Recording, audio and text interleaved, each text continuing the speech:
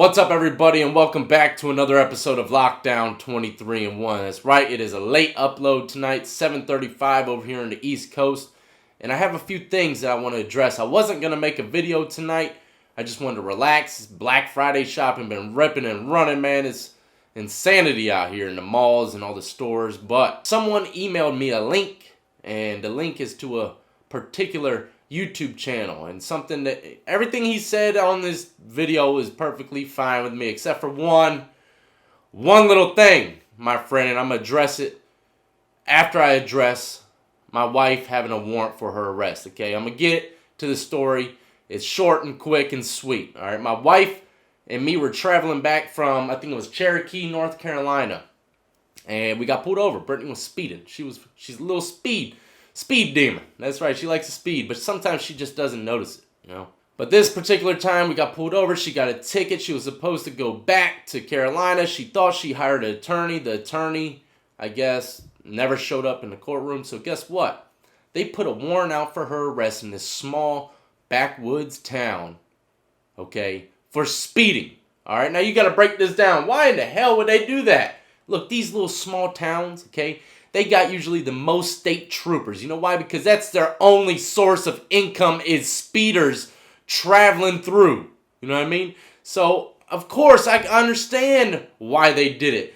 But, look, that stuff ain't going to happen in, like, let's say this city. You get a freaking speeding ticket. All they're going to do is suspend your license until you get it straight. And they're not going to put a freaking warrant out for your arrest. That's just crazy, man. Trying to lock up. If we were to go on a trip, because we are going on a trip for New Year's. We're going to Tennessee, by the way. Anyone in Tennessee want to do a meet and greet? We're going back to Gatlinburg. I got a freaking mega cabin for a family reunion. That's right, old Death got it.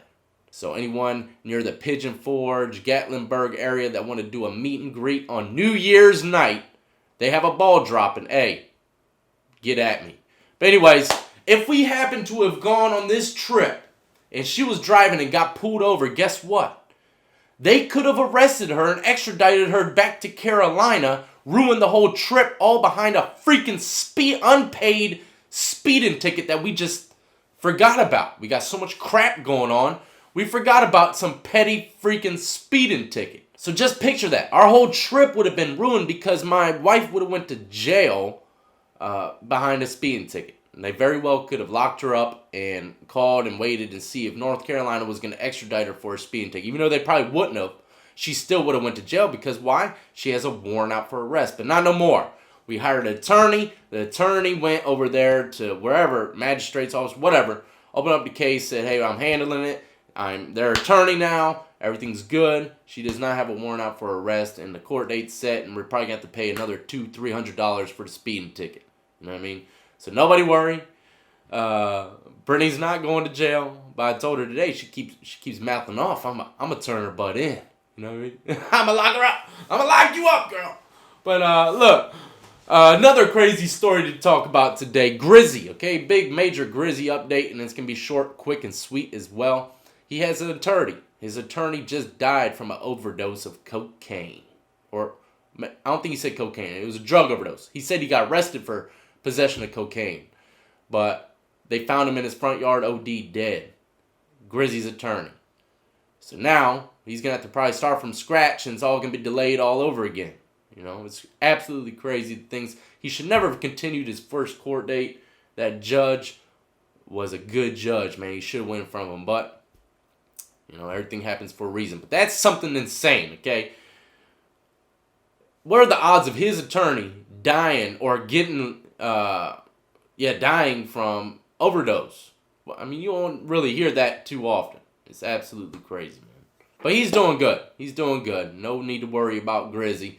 He's in there folding blankets and sheets and towels and stuff. He's doing all right. Staying out of trouble. But anyways, let's go ahead and henceforth on this YouTube channel that I want to talk about. It is called Tear Talk. Tear Talk, okay? It's ran by a correctional officer, I believe. I don't even know if he's still active or not. I don't watch his stuff, but I got an email today with a link to this guy's video, and everything he says in the video, hey, it's cool, good, you know, that's your perspective. But there's one thing that I would like to address in your video, bruh. Alright? Don't forget, this guy's name is Tier Talk. Hey, you want to go subscribe to the police officer's channel? Correctional officer's channel. Go right ahead. I don't care. I don't care giving you a little publicity stunt, whatever.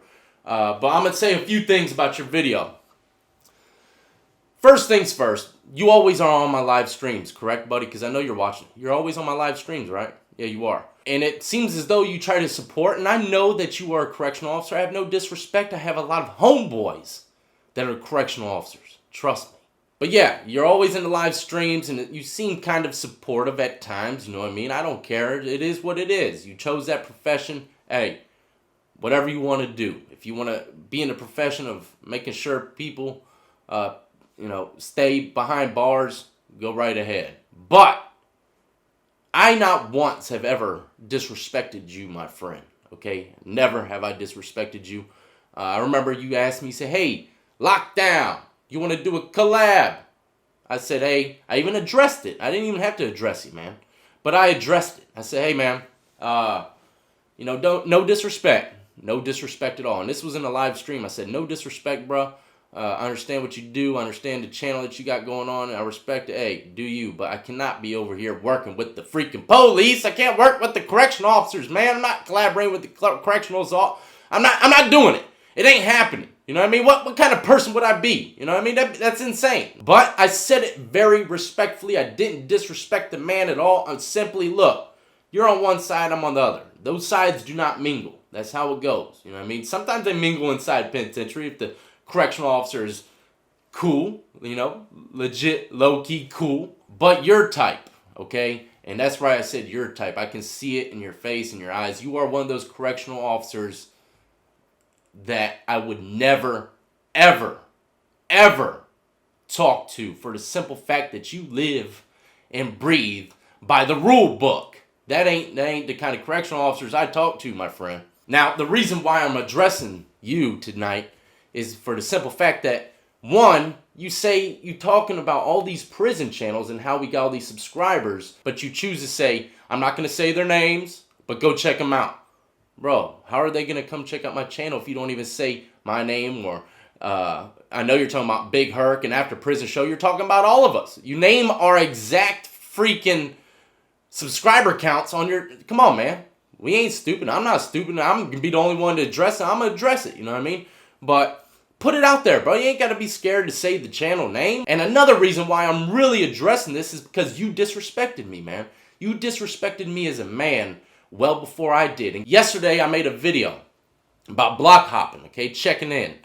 And, the police tell you that. They say, hey, you got a problem in here, right? They even give you freaking request forms where you can write, hey, I'm having a problem. They even give you numbers on the phone to leave the block if you want to. That's true. A lot of prisons and jails, they have that on a request form and on the phone. They give you a little sign and everything. So the stuff that I'm telling people on how to get out of the block, whether it's to be with their friends or because their life is at risk, okay? Correctional officers put this stuff on the freaking board, don't they? They put it in the phone. They put the number down. If they need to leave the block, they can leave the block. It doesn't take a brain surgeon to understand that they can leave the block on, not just because their life's at risk. It's simple, man. Simple. It's like adding 1 + 1. That's how simple it is. But there's another thing that you said. You said that I manipulated my family to help me, okay? Do you know what the definition of manipulation is? I'm going to go ahead and read it for you if you don't know what it is, all right? Psychological manipulation is a type of social influence that aims to change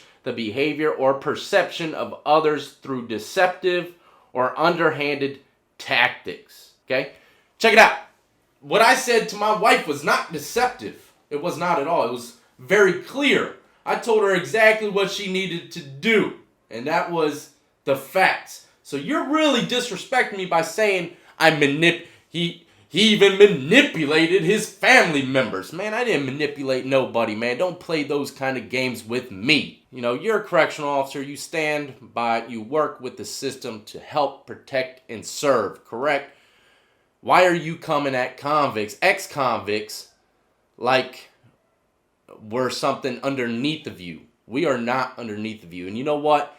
He also said that these correctional officers are going to prison channels and asking them for advice on how to run a pod. Yes, I've had about 4 or 5 of your homies come to me asking how to regulate a pod. And you know I say the same freaking thing every time.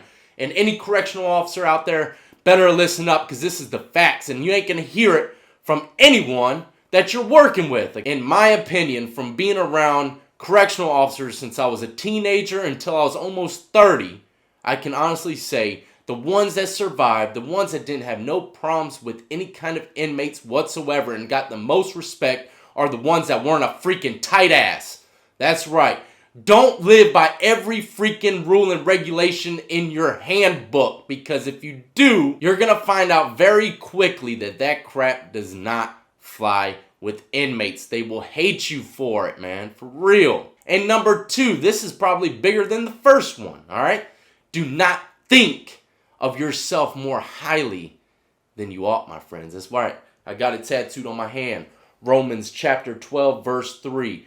Go read it in the Bible. Okay, I'm sure a lot of y'all correctional officers read the Bible. Romans chapter 12, verse 3. Do not think of yourself more higher than an inmate. 90% of the people are going to be back on the freaking streets, all right? You're going to be shopping next to them in the food line or whatever shopping center you might have, grocery store, whatever. They're going to be in the line at the bank right behind you. Those guys are going to go back to the streets. Do not think of us as animals. Do not treat us like animals. Do not treat us like we are anything lower than you just because you're our jailer. And if you want to see this individual for yourself, do not forget his channel name is Tier Talk. Go check him out. And as always, I want to salute to every last one of you who've been supporting me in every one of these real prison channels out here in the YouTube realm. I salute to y'all, man. Y'all be easy, be safe, and also stay tuned to my wife's channel tonight. We're going to be doing a live stream together, me and Brittany, on her channel, The Compound 24/7. Come kick it with us late night. I truly do love every last one of y'all that support this channel, man.